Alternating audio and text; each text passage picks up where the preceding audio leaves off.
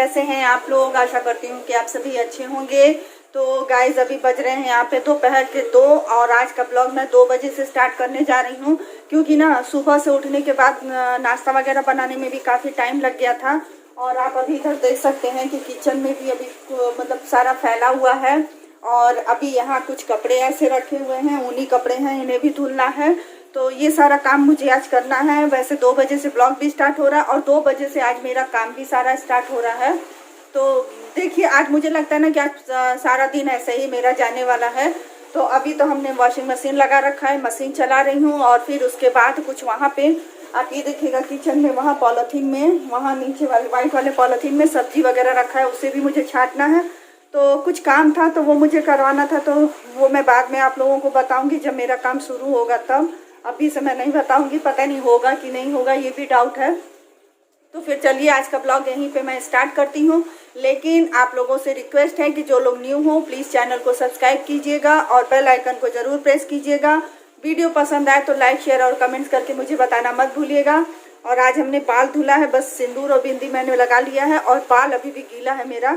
तो फिर चलिए लेट नहीं करती हूँ, तो फिर अपना ब्लॉग आज से मैं स्टार्ट कर देती हूँ। यहीं से मिलती हूँ कुछ देर बाद आप लोगों से।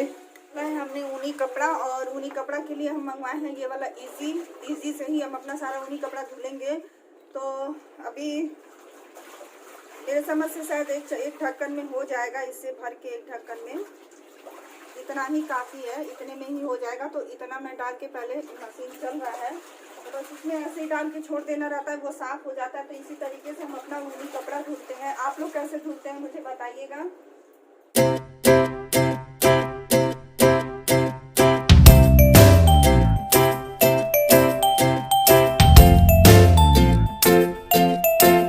कपड़े वगैरह मैं धुलूंगी तब तक बाकी ऊपर का भी जो काम पड़ा रहता है नाश्ता वगैरह बनाने के अलावा भी, तो वो सारा काम भी हम इधर फिनिश कर लेंगे। और यहाँ पे ही जो तेल का कंटेनर मैं रखती हूँ जिस डलिया में ना, तो वो बार बार तेल मतलब ऐसे लग जाता है, तो फिर इसे रोज़ाना मुझे पोंछना ही पड़ता है, साफ़ करना ही पड़ता है।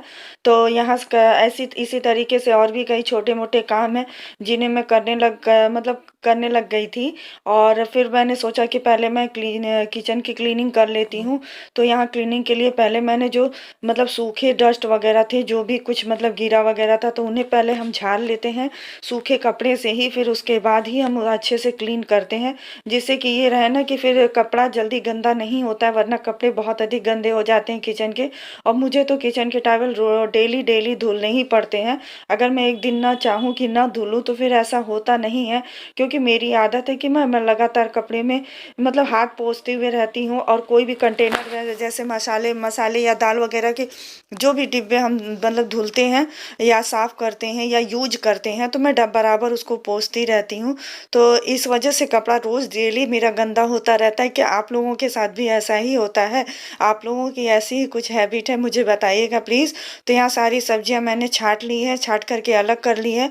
कुछ खास अधिक सब्जी मैंने नहीं लिया था, केवल फूल गोभी और साग वाला लहसुन था, हरा वाला, हरी मिर्ची और थोड़ा सा बथुआ साग लिया था हमने। तो बथुआ मैं बाद में तोड़ूंगी, क्योंकि अभी कपड़ों को लगातार बार बार बीच बीच में चलाना भी पड़ता है। वॉशिंग मशीन में बैठ के तो नहीं धुलना पड़ता, वो खुद ही धुल जाता है, लेकिन बार बार दौड़ के देखना पड़ता है उसका पानी वगैरह। तो यहाँ कपड़े वगैरह भी खूब अच्छे से धुल चुके हैं। और इस टाइम पे बज रहे हैं शायद 4 बज रहा है। मैं एग्जैक्ट नहीं बता पाऊंगी आप लोगों, क्योंकि मैंने घड़ी नहीं देखा है। एक्चुअली मैं अंदाज बता रही हूँ कि इस टाइम जब मैं वॉइस ओवर दे रही थी तभी मुझे अंदाज लगा कि 4 बजे तक यहाँ इस वाली खिड़की से जो धूप आता है ना, धूप वो जाने लगता है। तो आज मैं आप लोगों के साथ शेयर कर रही हूँ कि मैं अपने वॉशिंग मशीन की क्लीनिंग कैसे करती हूँ।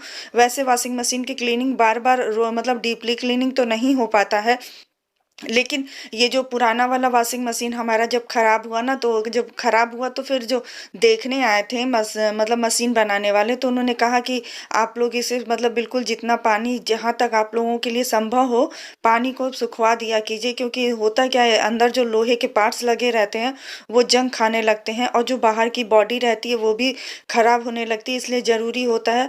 तो इस तरीके से मैं बराबर क्लीनिंग कर लेती हूँ जब भी मैं वॉशिंग मशीन धुलती हूँ, यूज करती हूँ, सॉरी, कपड़े कपड़े मैं धुलती हूँ मशीन में, मशीन नहीं धुलती। तो ऐसे करके हम सारा क्लीनिंग कर लेते हैं और खूब अच्छे से इसको हम सुखवा लेते हैं कपड़े से पोंछ-पोंछ के। और वैसे आधी घंटा मैंने इसे छोड़ दिया था, जब मैंने इसको निकाल के रखा ना तो फिर उसके बाद हमने छोड़ दिया था, आधी पौन घंटे तक ऐसे ही पड़ा रह गया था।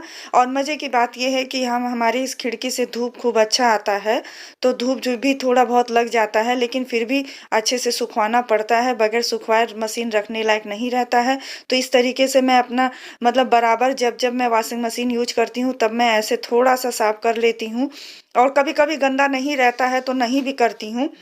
या कभी बेडशीट वगैरह धुलो ना, तो वो थोड़ा उठा के इधर-उधर करने में, जैसे ड्रायर में जब ट्रांसफ़र करना होता है, तब ज़रूर पानी अधिक गिरने लगता है या गिर जाता है। तो इस तरीके से मैं मतलब यहाँ पे हम पोंछना ज़रूरी रहता है। क्या आप लोग भी ऐसा करते हैं? मुझे कमेंट्स करके बताइएगा गाइज़। और जो कल हमने वॉशिंग मशीन का कवर वाला वीडियो डाला था, तो आप लोगों ने मतलब देखा है या नहीं देखा है? अगर नहीं देखा है, तो आप लोग प्लीज़ उसे ज़रूर देखिएगा, उसको उस च मतलब वीडियो को भी विज़िट कीजिएगा और मुझे बताइएगा ज़रूर कि आज का वीडियो भी आप लोगों को कैसा लगा। आप लोगों के लाइक और कमेंट्स का मुझे बेसब्री से इंतज़ार रहता है। तो यहाँ वॉशिंग मशीन अच्छे से धुल गया है और साफ़ भी हो गया है, सूख भी गया है खूब बढ़िया से। पानी अब बिल्कुल नहीं है। अब मैं इसमें कवर लगा दूँगी। और कवर तो ये जो मैंने बनाया ना, तो ये मेरे लिए तो काफ़ी कम्फ़र्टेबल है। तो इस तरीके अब मैंने हम यहाँ पे सारा वॉशिंग मशीन का काम कर लिया है।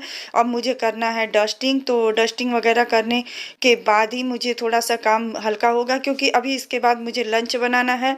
लंच प्रिपेयर करूँगी और लंच में आज मैंने कुछ ख़ास नहीं बनाया है, सिर्फ़ दाल और चावल ही बनाया है, तो इसीलिए मैंने आप लोगों के साथ लंच शेयर नहीं किया है। और रात का डिनर क्या होगा ये अभी कोई फ़ाइनल नहीं है, इसलिए मैं बता भी नहीं सकती आप लोगों को।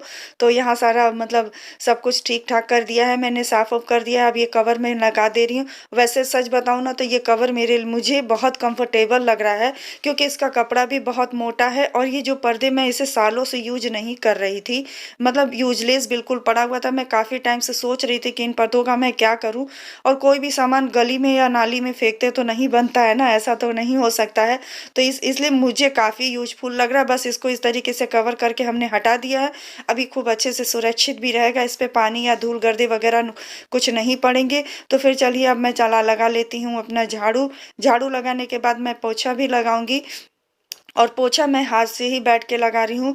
और सच पूछिए ना, तो इस बार जो मेरा पोछा ख़राब हुआ है, तो मेरा लेने का प्लान नहीं है, क्योंकि ये बहुत जल्दी-जल्दी ख़राब भी हो जा रहा है। इतना महँगा लो भी और फिर बाद में इतनी जल्दी ख़राब हो जा रहा है। और दूसरी बात, जैसे कि हम लेडीज़ें अब बैठ के कपड़ा नहीं धुलते हैं, सिलबट्टे वग़ैरह यूज़ नहीं करते हैं, पोछा वग़ैरह नहीं लगाते हैं, तो इस वज़ह से भी हम लेडीज़ों के कमर में काफ़ी दर्द होने लगा है। मतलब मुझसे सभी लोग यही कहते हैं कि आप बैठ के ही पोछा लगाया कीजिए, तो वो आपके हेल्थ के लिए भी अच्छा रहेगा और पोछा भी। और ये बात सच है कि आप कितना भी महँगा पोछा वग़ैरह ले लीजिए, बट जो हाथ से लगता है या जो सफाई आती है, वो और किसी से नहीं आ सकती है। तो गाइज़ मिलती हूँ फिर अगले ब्लॉग में, तब तक के लिए bye bye. It's hard to breathe, but that's alright. Hush.